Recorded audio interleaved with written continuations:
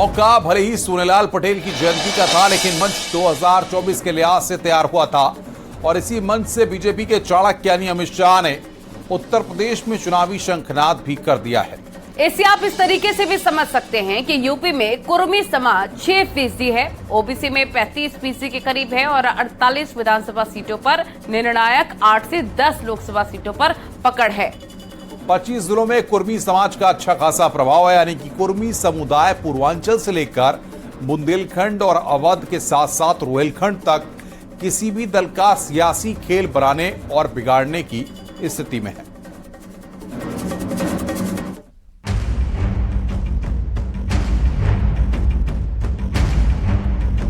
BJP की पहली पसंद पूर्वांचल, जहां 13 लोकसभा सीटें हैं, जहां बीजेपी और उनके सहयोगी दलों का दबदबा है, जहां 2014 के रण में 12 सीटों पर बीजेपी और 1 सीट पर अपना दल यस ने जीत हासिल की। उसी जीत के ग्राफ को कायम रखने के लिए इस बार चढ़ाई सोनेलाल पटेल की जयंती से हुई है, जिसमें बीजेपी के चाणक्य अमित शाह और हिंदुत्व के फायर ब्रांड नेता और प्रदेश के मुख्यमंत्री योगी ने चुनावी शंखनाद कर दिया है और जीत हार के बीच वो लकीर भी खींच दी है, जिसे पार करना पल्लवी गुट के लिए चुनौतीपूर्ण है।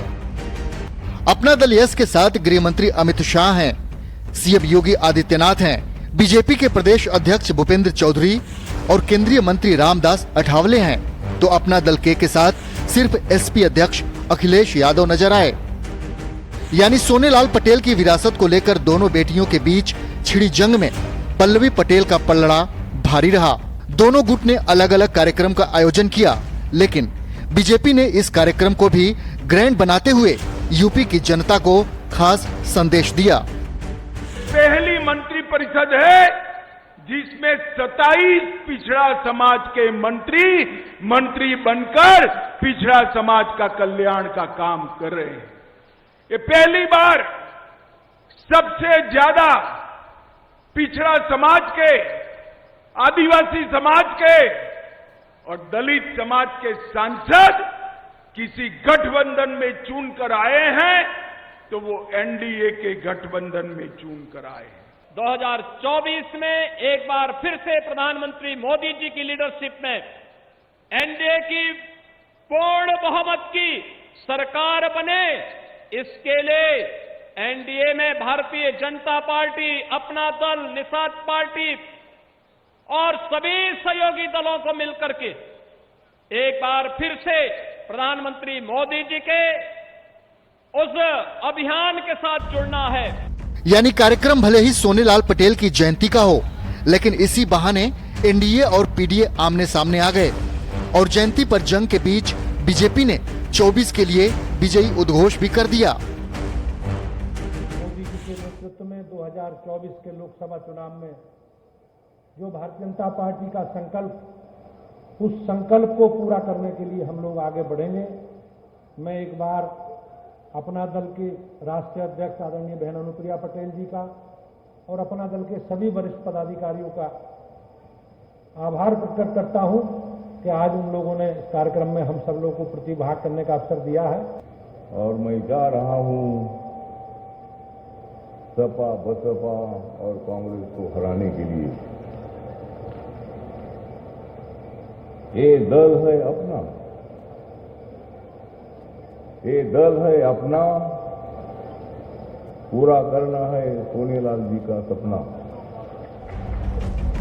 दरअसल 2024 के लोकसभा चुनाव से पहले अनुप्रिया पटेल की पार्टी और बीजेपी कुर्मी वोटर्स को फिर से साधने की कोशिश में है। 2022 के विधानसभा चुनाव में पूर्वांचल के कई इलाकों में कुर्मी मतदाता बीजेपी से छिटक गए थे। ये मतदाता अनुप्रिया की बहन पल्लवी पटेल की पार्टी अपना दल कमेरावादी और समाजवादी पार्टी के साथ चले गए थे।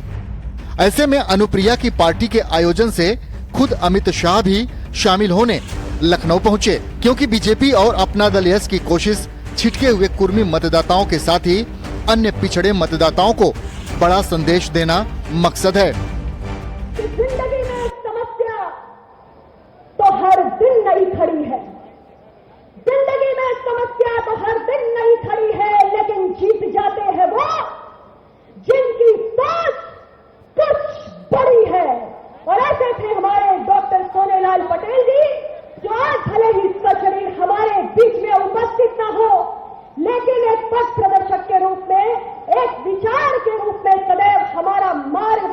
करने का काम करते हैं। सोनेलाल पटेल के निधन के बाद अनुप्रिया पटेल और पल्लवी पटेल के बीच उनकी विरासत को लेकर जंग छिड़ गई है। कहा जाता है कि यूपी में यादवों के बाद ओबीसी में सबसे ज्यादा कुर्मी मतदाता हैं। अब सोनेलाल पटेल की विरासत को लेकर उनकी दोनों बेटियां पल्लवी और अनुप्रिया आमने सामने हैं, क्योंकि दोनों की राजनीति का आधार कुर्मी वोट बैंक है। बीजेपी और विपक्ष आमने सामने, कुर्मी वोट बैंक पर दोनों की नजर। विपक्षी एकता की तस्वीर धुंधली, सिर्फ अखिलेश यादव ही नजर आए। यानी घर की लड़ाई अब बीजेपी बनाम विपक्ष पर आ गई है, जिसमें एक तरफ गृह मंत्री अमित शाह हैं, सीएम योगी हैं, तो दूसरी तरफ विपक्षी खेमे से सिर्फ अखिलेश यादव, जो ईश शक्ति प्रदर्शन में भी अलग थलग नजर आए। लेकिन बीजेपी उत्तर प्रदेश में इसी कार्यक्रम के बाद चुनावी मोड में आ चुकी है। Bureau report, news 18।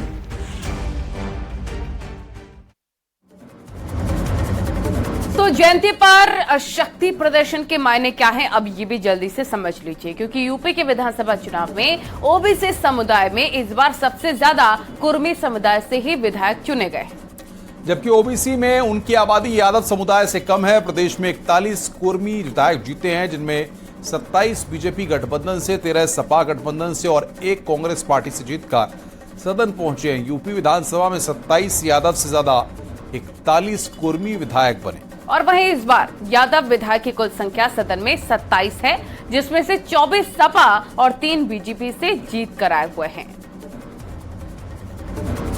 इधर एक देश एक कानून पर बीजेपी को अब विपक्षी दलों से भी समर्थन मिलने लगा है, लेकिन शर्तों के साथ यूनिफॉर्म सिविल कोड को लेकर बीएसपी अध्यक्ष मायावती ने कहा है कि हम यूसीसी के खिलाफ नहीं हैं, लेकिन बीजेपी के तरीके से असहमत हैं। तो ओपी राजभर ने भी एक देश के एक कानून पर स्टैंड क्लियर कर दिया है, यानी कि विपक्षी एकता जिस विचारधारा की लड़ाई में बीजेपी के सामने खड़ी थी, उसके लिए यूसीसी अब गले की फांस बनता जा रहा है। पूरी रिपोर्ट आपको दिखाएंगे, लेकिन उससे पहले आपको यह बता देते हैं कि कौन समर्थन में है और कौन विरोध में। समर्थन की लिस्ट में यूपी से सबसे ऊपर नाम मायावती का है, तो यूसीसी के विरोध में अखिलेश यादव हैं। अरविंद केजरीवाल शर्तों के साथ एक देश एक कानून का समर्थन कर रहे हैं, वहीं पर राहुल गांधी इसके खिलाफ हैं। उद्धव ठाकरे ने भी यूसीसी का समर्थन किया है। तो शरद पवार इसके खिलाफ हैं, ओपी राजभर ने यूनिफॉर्म सिविल कोड का समर्थन किया, तो तेजस्वी यादव इसके खिलाफ है, संजय निषाद समर्थन में है, तो असदुद्दीन ओवैसी यूसीसी के विरोध में आवाज बुलंद कर रहे हैं। वही देखिए, रामदास अठावले ने जहां पर समर्थन किया है, वहीं पर फारूक अब्दुल्ला यूसीसी के खिलाफ हैं। कौन समर्थन में कौन खिलाफ, हमने आपको बताया। अब कैसे इस पर राजनीति हो रही है, एक रिपोर्ट आपको दिखाते हैं।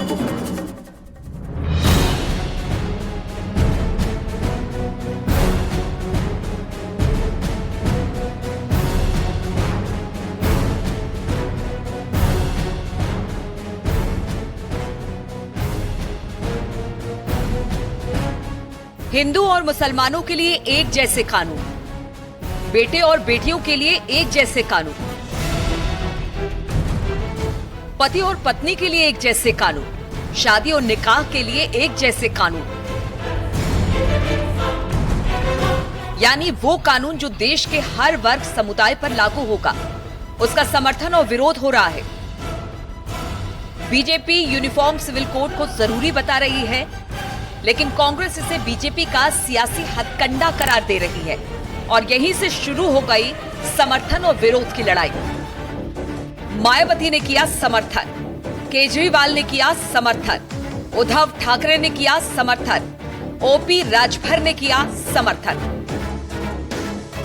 समर्थन करने वाले ये वो चेहरे हैं जो बीजेपी के खिलाफ एकजुट होने की तैयारी कर रहे हैं, लेकिन एक नाम वो भी है जो ना बीजेपी के साथ है और ना ही विपक्षी एकजुटता के साथ, यानी बीएसपी अध्यक्ष मायावती, जिन्होंने एक देश एक कानून का समर्थन तो किया, लेकिन शर्तें भी लागू कर दी कि हमारी पार्टी समान सिविल संहिता यानी कि यूसीसी को लागू करने के विरुद्ध नहीं है, बल्कि भाजपा व इनकी सरकार के इसको देश में लागू करने के तौर तरीकों से सहमत नहीं। मायावती के समर्थन को उस लिहाज से भी देखा जा रहा है जिसके विरोध में खास धर्म के नेता है, और माना जा रहा है कि अल्पसंख्यक समाज मायावती के इस फैसले से नाराज हो सकते हैं और यही वजह है कि मायावती ने समर्थन के साथ शर्तें भी लागू कर दी।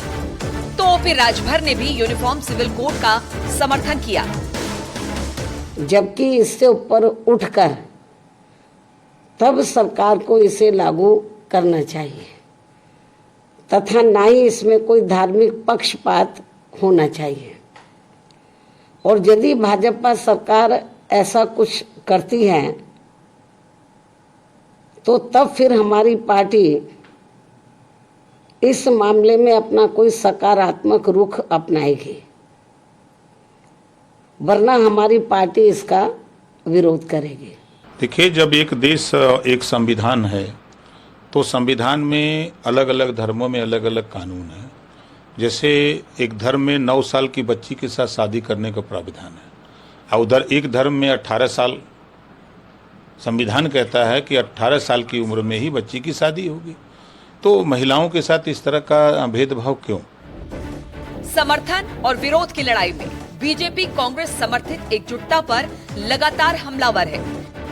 डिप्टी सीएम केशव मौर्य ने तो यहाँ तक कह दिया कि विपक्ष ने राम मंदिर और धारा 370 हटाए जाने का भी विरोध किया था, फिर भी बीजेपी अपने स्टैंड पर कायम रही। फिर यूसीसी के समर्थन में तो 75% लोग हैं। लेकिन धारा 370 हटी कि नहीं हटी? हट गई। अयोध्या में रामलला की जन्मभूमि पर मंदिर निर्माण का समर्थन नहीं किया था, राम भक्तों पर गोली चलाई थी, भगवान राम को काल्पनिक बताया था। वही सारे दल आज यूसीसी का भी विरोध कर रहे हैं। लेकिन मुझे विश्वास है कि भारतीय जनता पार्टी के तीनों ये वैचारिक मुद्दे हैं, चाहे वहां जम्मू कश्मीर से धारा 370 हटाने का हो, चाहे अयोध्या में रामलला का भव्य मंदिर बनाने का हो, और चाहे सामान्य नागरिक संहिता लाने का हो। हम सारे विषय लेकर के जब जनता के बीच में जाते हैं तो अगर 100 में से 75% से अधिक जनता हमारे किसी भी फैसले के साथ खड़ी है तो 25% जो विरोध में है, हम ये लोकतंत्र का सौंदर्य मानते हैं। यूसीसी देश की जरूरत है, हर वर्ग हर समुदाय की जरूरत है। फिर सवाल ये कि यूसीसी का विरोध क्यों हो रहा है? क्या भारत का हर नागरिक समान हो, सबके लिए एक कानून हो? क्या कुछ नेताओं को इससे किसी तरह की सियासी अड़चन की आशंका है? ऐसे में तुष्टीकरण से संतुष्टीकरण की तरफ बढ़ रही राजनीति आखिर किसके लिए परेशानी का सबब है? ये बड़ा सवाल है। Bureau report, news 18।